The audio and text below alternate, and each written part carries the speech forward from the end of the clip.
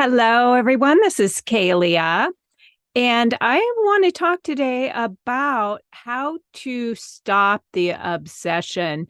Now, most people coming out of narcissistic abuse go through a period of time in which they are completely obsessed and ruminating on that narcissistic person.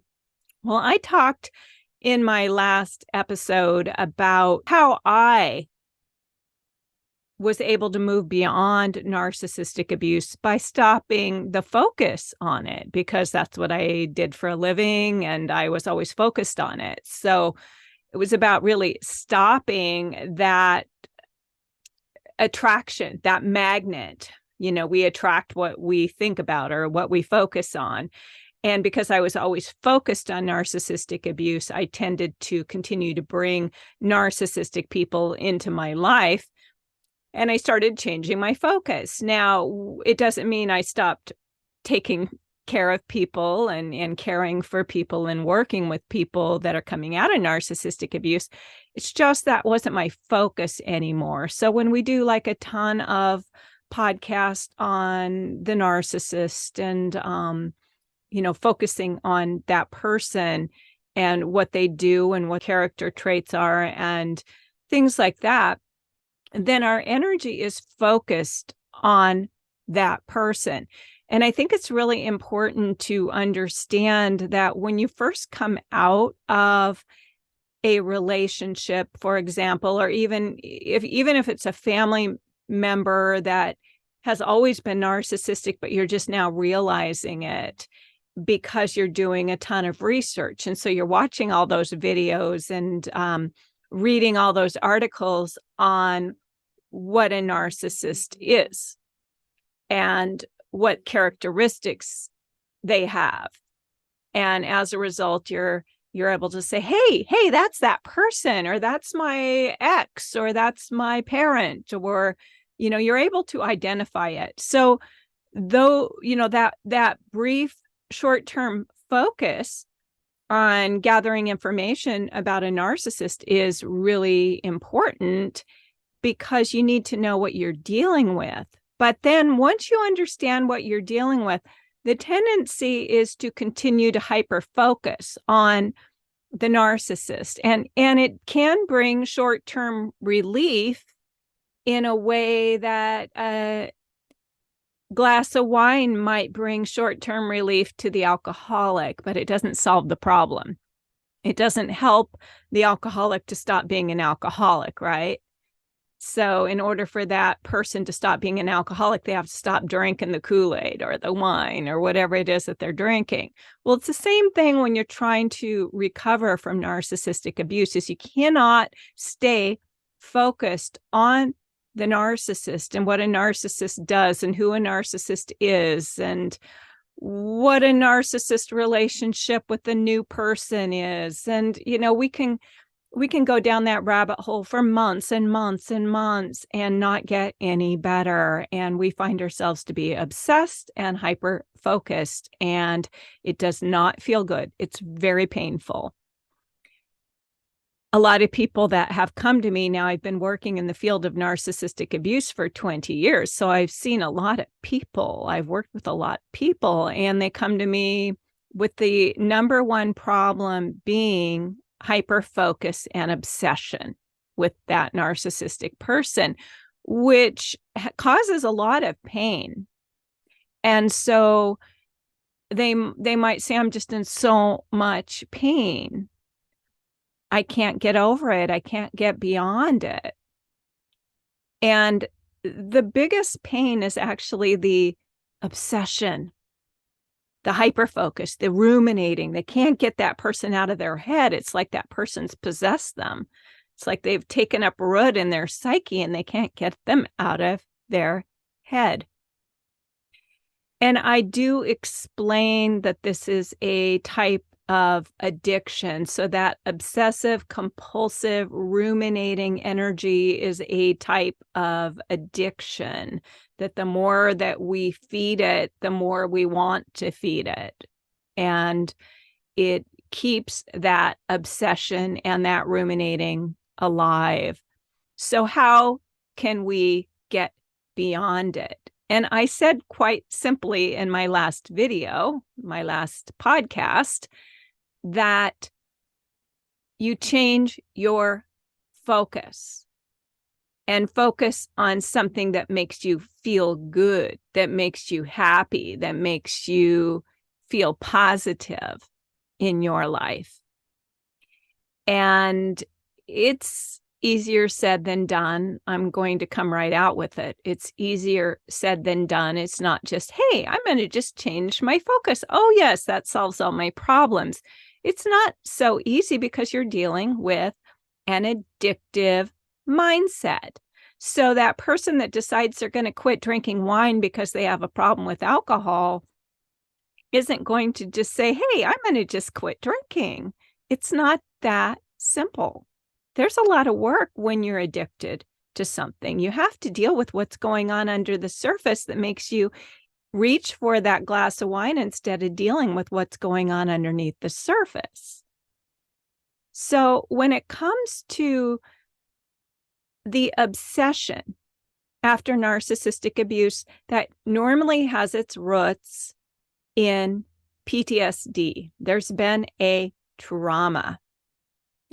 And most victims, for lack of a better word, of narcissistic abuse have been traumatized. They're in deep pain from the trauma. And I mean, there's tons of reasons we could get into in why that trauma happens, but it's usually your belief system takes a really huge hit. So you believe one thing about this person, that he really does care about you, really loves you, and just is having some issues, but that person is loyal and faithful and would be there for you and cares about you. Well, normally when we wake up from the dream that we had with that narcissistic person, it's a huge slap in the face because we realize that person didn't really care, that the whole relationship was in my head, or I believed things were true that weren't true. And that can cause some serious trauma, especially when the way that that narcissistic person treats you is so horrific, you can't even imagine. The devaluing and the discarding and things like that happen at the end of a relationship or even during a relationship can be so traumatic. And post-traumatic stress disorder is after the trauma. It's post-trauma. So you've already had the trauma, but oftentimes when we're in the middle of that trauma, we are in survival mode. So if, say, you're driving down the road and you hit a patch of ice and your car starts to spin, at that point, while your car's spinning, you're in survival mode. You're just trying to negotiate the spin so that you can save your life, so you don't go off the road or hit another car or something like that. So you are so hyper-focused on getting out of that situation that you haven't really experienced the trauma yet. But let's say finally you get to a safe place and you're sitting there in your car and your car is at a stop and you're going, oh my God, that was so close. Then the after effects start to come in. Then you start to really feel your heart's racing and you really kind of do a check with your body and you're a little freaked out and traumatized and you just want to get out of your car and stop driving. It's a very intense situation. So it's similar with the trauma that happens with narcissistic abuse is you don't typically notice how traumatized you are while it's happening. It's after. That's when you really start to notice the effects. So that's why we call it post-traumatic stress disorder. Well, one of the symptoms of post-traumatic stress disorder is obsession and rumination. And so you're dealing with a heightened state of anxiety, which is fear. And that fear is so intense, it's actually life and death kind of fear. That I'm afraid I won't survive. I'm afraid that I'm not going to get through this. And that fear goes into a lot of layers too. So there's a lot of layers that we have to deal with. We have to deal, it's mostly this intense shame and feelings of inadequacy and feelings of worthlessness that are the fear behind the anxiety and the post-traumatic stress. So most people, and I say most people going through narcissistic abuse, they are not necessarily afraid that that person's going to kill them or physically hurt them. That's not the fear. The fear is maybe they're right about me being worthless.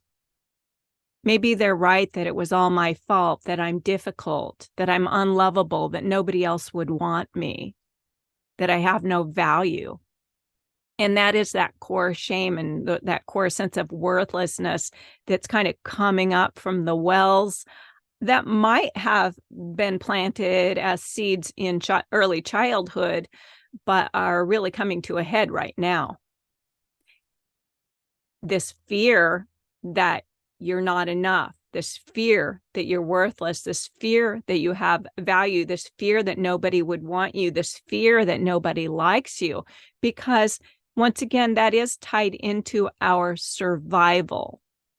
If we go all the way back to childhood and we realize if our parents abandon us, we wouldn't survive. We know that on some level. And so that gets carried forward. And when you have somebody that abandons you emotionally, physically, in any other way, in such a horrible manner, with you have no value to me. I don't love you. I don't care about you. I never did. You are worthless. You are a piece of crap. Whatever it is they say about you, the fear is, what if it's true? What if I really don't have any value? What if I really don't matter? What if I'm really not lovable? And then your mind goes searching for validation that you're not lovable. It doesn't go searching for validation that you are. It's like, oh, yes, I remember this other relationship and how this happened. Or I remember when my parent told me this. Or I remember when my best friend told me I'd probably never find love because of this. And your mind starts searching for evidence that it's true what that person you loved so much said about you. And the fear is that you're inadequate, that you're unworthy, that you're never going to amount to anything, that you'll never find love. And on the contrary, that person's off in his new relationship already, or her new relationship already, apparently, according to social media, doing great. So, well, that person went out and found love right away and is doing great, and they're being worshipped and adored and valued, and they've got all their friends liking their posts, and I'm here in this horrific pain, feeling like the most worthless piece of crap on the planet. And that comes from our feeling so inadequate and devalued, which is at the core of the obsession. Sometimes that obsession turns into a fantasy. So we get into this obsession/fantasy where that person returns to us in order to validate our worth and value. That might happen by that person coming back and saying, I didn't mean all those things. You really are the best person I've ever known. You really are so beautiful and lovable, and I think you're great. We might be looking for that in some way, for that person to come back and validate us. And, maybe 1 out of 10 people might get that temporarily, but it's never lasting. And the thing is that we can't give our power to somebody outside of ourselves to validate us. It doesn't work.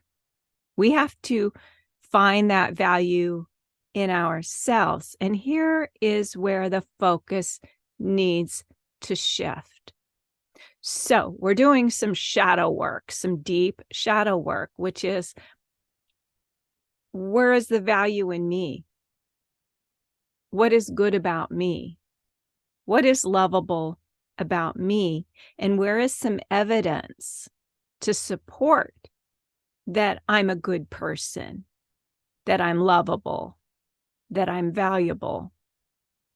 And we start focusing on that, and also on our previous passions. What have I always loved to do?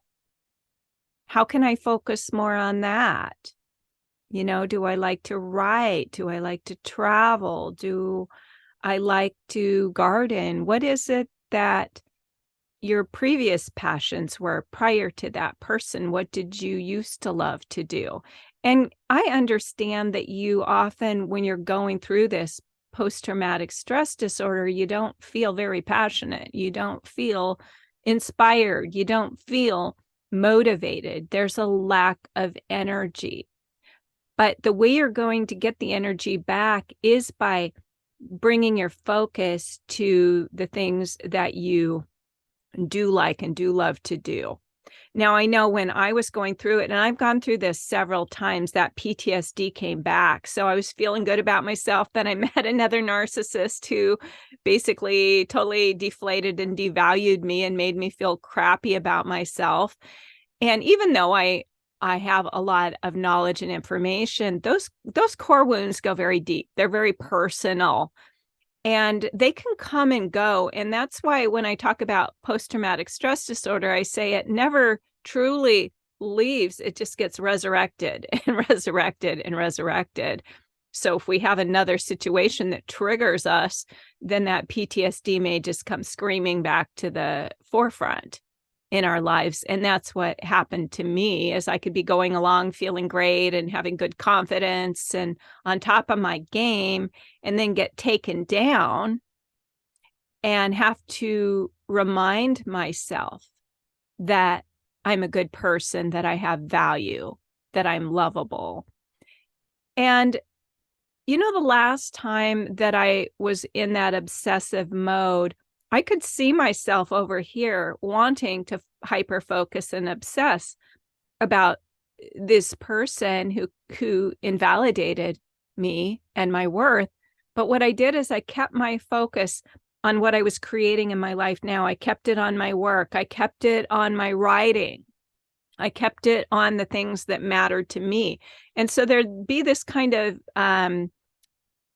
energy over here trying to get my attention, but I wouldn't give it my attention. I'd keep bringing myself back and focusing on what mattered here and now. So there was always kind of that anxiety in the gut that is tied to that thing over here, trying to get our attention. And I would try to just calm that energy in my gut by saying, it's okay, you're okay, everything's okay.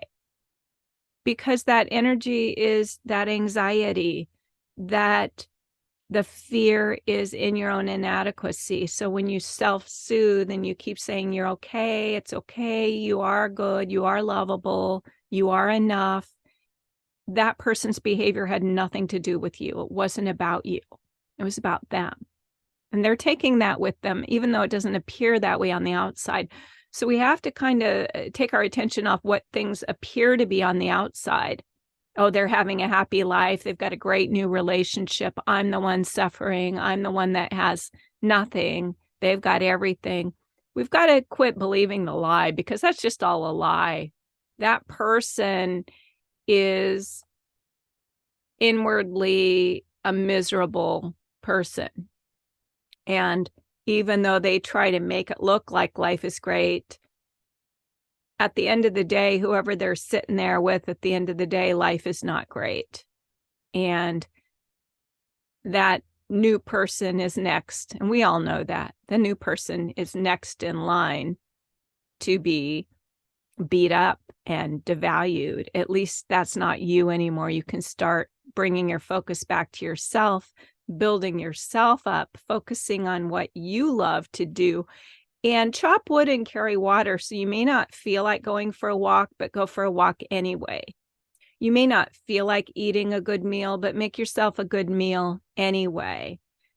Do the things that you know are rebuilding for you, even if you don't feel like it. Because if we don't have energy, we need to do the things that are going to give us energy, even if we don't feel like it. So eating well, exercising, breathing, seeing friends, being social.